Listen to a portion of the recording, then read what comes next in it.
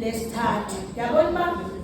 Yabona uYesu ezawuthetha ngeli lizwi akakhange wanake amanxeba, akakhange azinake intlungu ebekuzo. Wasuke uYesu wakhupha abalinganiso babini abayinhloko esenzela into yokuba sibe naye umfanekiso ngqondweni kweli lizwi lesithathu endizawuteketa ke phantsi kwalo ilizwi esilifumana kuYohane ichapter yona 19 siqale umqolo 26 siphele kuverse 27.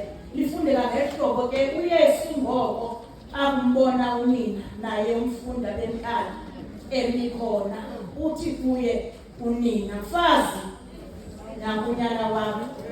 Andule athi kumfundi lowo, nanko unyoka. Wathi kwabelo lixa umfundi lowo wamthabatha wamsa kwikhaya lakhe. Eli ilizwi lenkosi.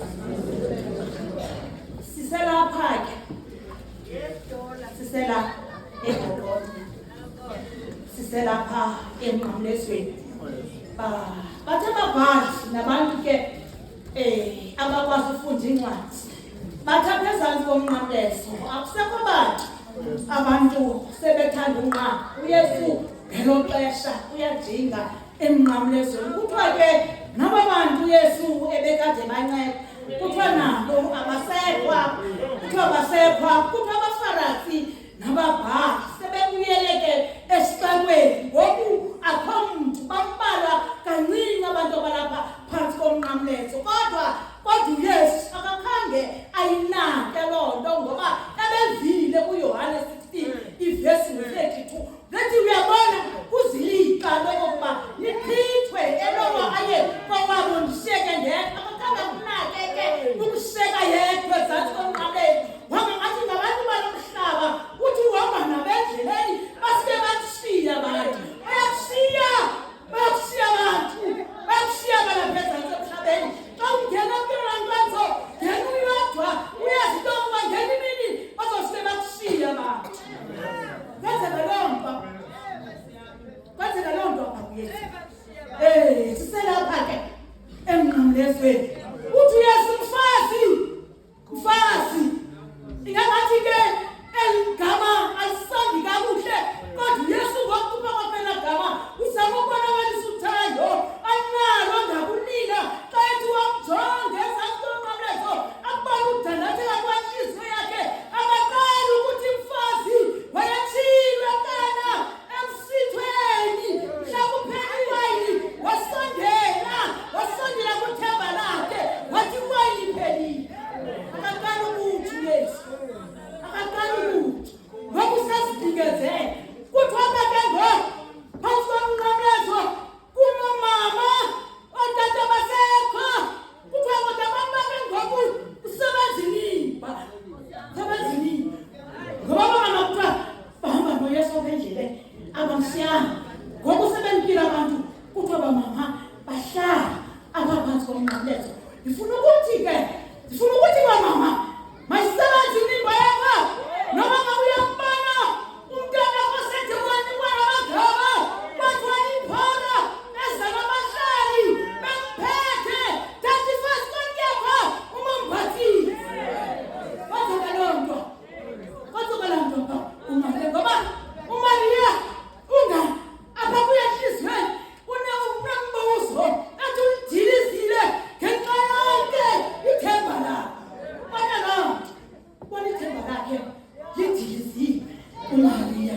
Ngifuna ukutsho ke namhlanje bomama, xa silapha seningazithanda kusi, ngoba sikuwo thina umzimba kaYesu, nakuye sesiyeleza Emnqamlezweni.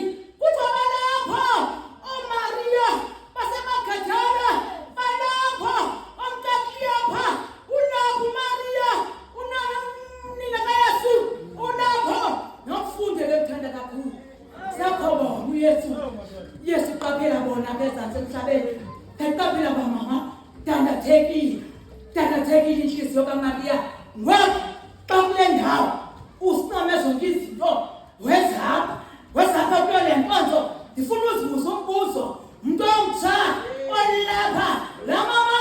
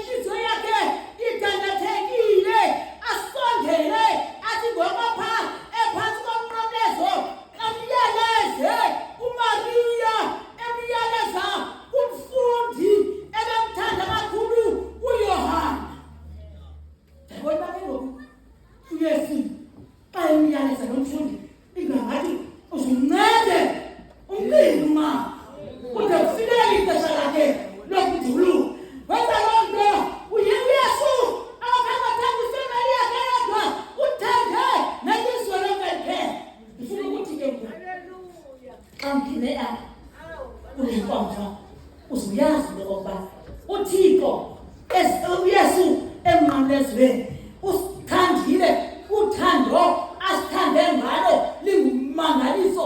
Ngifuna ukuthi kuzo zonke ingxaki ongena nazo ezinye izingxaki akwazi uzithetha akwazi nozula umlomo kodwa namhlanje sikuwo umzimba kaKristu kubalekile ngoba kuwe uhlale aphezulu komnqamlezo ngoba lakuchiphiza igazi liwela phezu kwenhloko zakho. Siyafumana inzuzo emnqamlezweni ndizothi ukungena komnyaka atawuphuma usuphuma uyazi uba thina sikuyo bamama sikuyo ngokutata akuthethwa ngayo kuthethwa ngayo Yosefu wayengumka yengumyeni kaMariya kuthiwa wagcinela ubonwa uYesu sene-12 years elahlekile entebuleni akasebonakali sekoma ngifuna ukuthi namhlanje ngifuna ukuthi ayikho into engasoyisayo koma ayikho ngoba inimba kaseyifikile ikumntana kwasengabuyanga usukume ebusuku ume ngenyawo ngoba kaloku sikwa inimba. Ngifuna ukuthi kasagoduka omhle waseKhaYesu senyahambe mani senyahambe nisazi ngoba thina sihlawele Emnqamlezweni siyalaziwe nale ngxaki uphume nayo namhlanje uyibona ukuthi ayisombululeki namhlanje siyalaziwe zuphume uphumtinaba uphume kwamina endlini zufika ubalisa amanzi ngoba siyalaziwe basela abantwana ba siyalaziwe namhlanje kuyo yonke ingxaki esinazo. Ngifuna inkanye zenyazi ngoba alikho iqhaga engenasithiko